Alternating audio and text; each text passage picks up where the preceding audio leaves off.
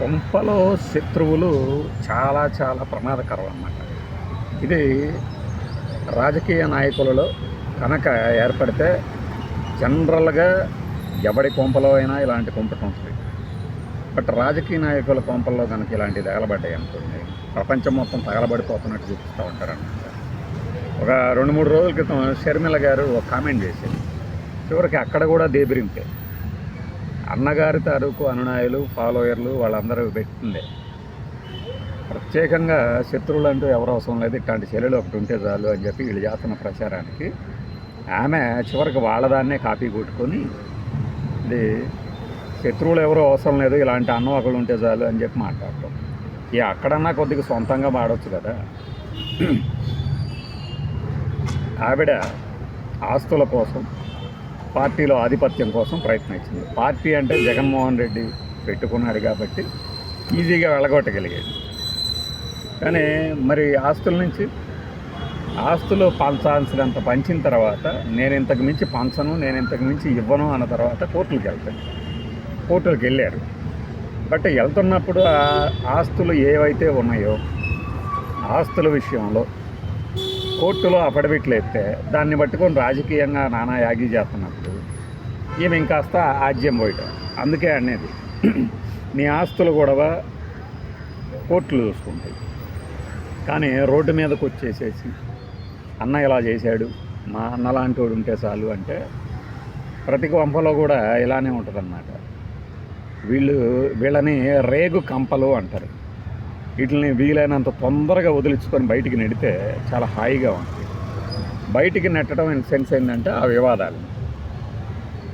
ఇప్పుడు కొంపలో కుంపటిని ఎవడూ సహించలేదు అని ఎందుకంటే బయటికి నెట్టేశారనుకోండి, బయటికి నెడితే సొసైటీ అంతా అయ్యయ్యో ఎంత అన్యాయం చేశాడు అని ఎడుతుంది. లేదనుకోండి ఆ కొంపలోనే కూర్చొని ఇంకాస్త మంట పెడతా ఉంటుంది అన్నమాట. కొంపలో ఉన్న కొంప మొత్తం తగలబడేదాకా చూడాల. ఈలోపే బయటకు తీసుకుపోయి ఆరబెట్టాల. ఇది బయట నుంచి చూస్తున్నటువంటి వాళ్ళకే ఇంత కడుపు మంటగా ఉంటే జగన్మోహన్ రెడ్డికి ఎలా ఉంది? అందుకనే చాలా ఓపిక కలిగిన వాడు జగన్మోహన్ రెడ్డి అంటంలో సందేహమే లేదు.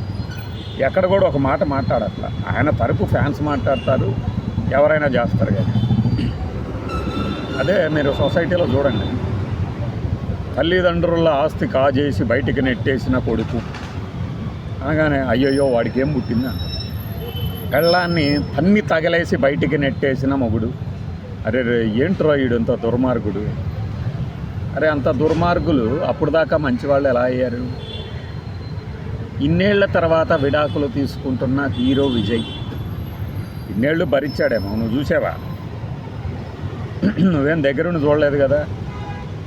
వాళ్ళ కాపురంలో విజయే ఎగబడి 4 పీకుతున్నాడు అని, చాలా చండాలంగా వ్యవహరించాడు అని అంటే చూసే కోణం.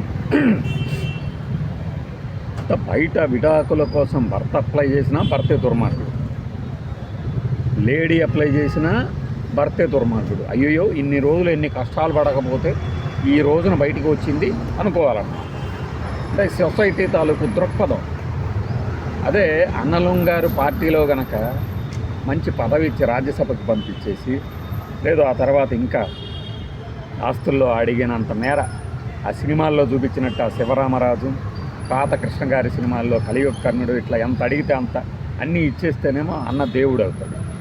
ఇక్కడేమీ జగన్మోహన్ రెడ్డి దానకర్ణుడు రేంజ్లో ఇచ్చేసాడని చెప్పట్లా. అతను ఎంతవరకు ఇవ్వాలనుకున్నాడో అంత ఇచ్చుంటాడు. తను చెప్పిన మాట వినలేదనే కదా పార్టీ పెట్టద్దు అంటే పెట్టింది, ఫలితం అనుభవించింది. తర్వాత ఆస్తుల విషయంలో క్లాసిక్ రియాలిటీ కావచ్చు, ఇంకోటి కావచ్చు, నా ప్రేమ అభిమానాలతో ఇచ్చాను అని చెప్పినప్పుడు ఆ ప్రేమ అభిమానాలు ఇప్పుడు లేవు ఆమె దగ్గర అన్నప్పుడు బయటికి నెట్టేస్తారంతే, సింపుల్. ఈ ఆస్తులు మీ కాదు, ఇవి నావి, అవి నాకు తిరిగి ఇచ్చేయాల్సిందే అంటారు. తప్పేముంది? కావాలంటే ఆస్తుని తిరిగి కొంటాను అన్నది. సో ఇక్కడ ఈ క్లాజుని విజయమ్మ గారే చెప్తారు. ఇంకా బాసు కంటే బాసు అభిమానులు ఇంకా ముందు ఉంటారు కదా. ఆ కోణంలో ఆవిడ రాసినటువంటి ఆత్మకథ లేదంటే ఒక బయోగ్రఫీ బుక్లోంచి విజయమ్మ గారి ఆస్తుల పంపకం గురించి మెన్షన్ చేసినటువంటి ఒక విషయాన్ని ప్రస్తావించారు. దేర్ ఎండ్స్ ద మ్యాటర్, అంతే కదా. ఇక్కడ కూడా అంతే. మనవడికి ఆస్తి రాసిచ్చిన తర్వాత మనవడికి ఎందుకు రాసిస్తాడంటే తాత చచ్చిపోయేంత వరకు ఎదురు చూస్తారు కాబట్టి మనవాళ్ళకి ఆటోమేటిక్గా వర్తింపజేయడం. అదే కొడుకులు కూతుళ్ళకి రాసిచ్చారనుకోండి వెంటనే పేక వస్తారని భయం, చూస్తుంటారు కదా. సేమ్ వయసు వరుస మొగుడు పిల్లల్లో పైసా సంపాదించడం చేతగాని, లేదంటే పైసా సంపాదన ఖర్చు పెట్టలేని మొగుడు పెళ్ళాం మీద అజమాయిషీ చేస్తే ఎలా ఉంటుంది సంపాదించే భార్య మీద? వయసు వరుస ఏమాత్రం అక్కడ పదాలు వాడాలి కదా. పనికిరాని మొగుడు అన్నప్పుడు పనికిరాని పెళ్ళాం. ఏది సంపాదన విషయంలోనే కాదు, ఏ విషయంలో అయినా ఈ వేళకి ఏమీ సమకూర్చలేని భార్య తన పని తాను చేసుకోబోతున్నటువంటి భర్త మీద అటాక్ చేయటం, మాటలతో దాడి చేస్తూ ఉన్నప్పుడు కొంపలో కుంపటిని ఏం చేస్తారు? వయసు వరుస. ఈ ఇన్సిడెంట్ని సమాజం అబ్బే అంతా ఉత్తదే చెప్తున్నారు మీరు అంటారు కదా. అదే సిచ్యువేషన్ తిరగేసి చూడండి. ఒక పని చేయడు మొగుడు, హాయిగా మళ్ళానే ఇలా పార్కులో కూర్చొని కబుర్లు చెప్తూ ఉంటుంది, పైసా సంపాదించడు, పైగా పెళ్ళాన్ని కొడుతూ ఉంటుంది. ఇప్పుడు సిచ్యువేషన్ చెప్పండి, వెంటనే ప్రతివాడు బయలుదేరతాడుగా. అరే మొగుడుగా నువ్వు చేయాల్సిన బాధ్యత ఏంటరా? సంపాదించాలి, పిల్లల్ని పోషించాలి, స్కూల్కి ఫీజులు కట్టాలి. నువ్వు ఇలా చేయటం ఏంటరా వెధవా? నీలాంటి వాడిని ఎవడైనా ఎన్నాళ్ళు భరిస్తారా? విడాకులు ఇచ్చేయాల్సింది, తప్పేం లేదు అంటారా? వయసు వరుస అంటే సిచ్యువేషన్ ఇటు మారినప్పుడు వంట చేయము, తర్వాత భర్తకి అంటే ఏమి కాని పనులేం కాదు, భర్త చెప్పిన పనులు చేయరు. ఇలాంటి భార్యల్ని భర్తలు భరించాలా? సొసైటీ కూడా మారింది కదా, తీర్పులు కూడా వస్తున్నాయి కదా. ఇప్పుడు ఏమో భరణం ఆయనకు వచ్చే జీతం 50,000 అయితే 40,000 నీకు ఇచ్చి ఆయన ఏం చేయాలి, గాడిదలు వేయాలనే కోర్టులో జడ్జిలు అడుగుతున్న రోజులు వచ్చినాయి కదా. చూడరా? ఇంకొకటి,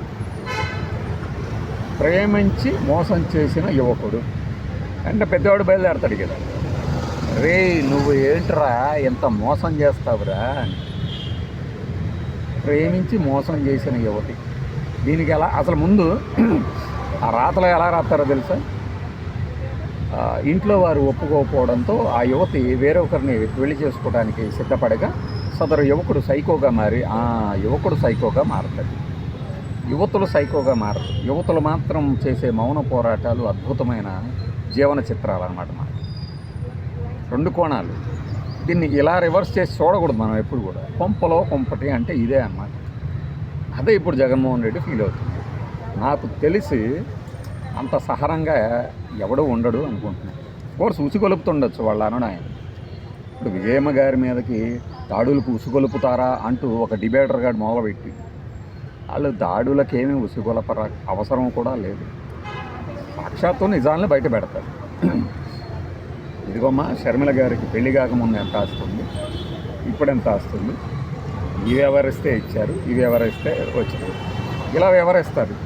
దీనికి పోయి అదేదో దాడి చేస్తారు, ఇంత నీచమ పేటీఎం బ్యాచ్ ఇలా చేస్తారు అలా చేస్తారంటే ముందు మన కొంపల్లో ఏం జరుగుతుందో చూసుకోవాలిగా.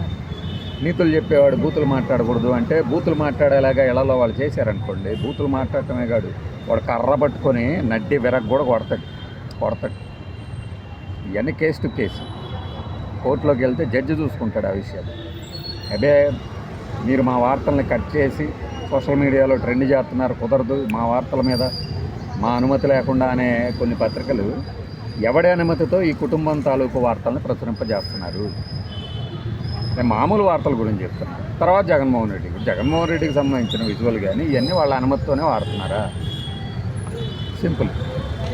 ఇలాంటివి జరుగుతున్నప్పుడు రేషనలైజ్డ్గా మాట్లాడాలిగా. మిగతా వాళ్ళలాగా మనం ఆ లీడర్ ఎంత పంచిచ్చాడు, ఈ లీడర్ ఎంత పంచిచ్చాడు, ఇదంతా అనవసరం. ఇది ఆస్తుల తగాదా.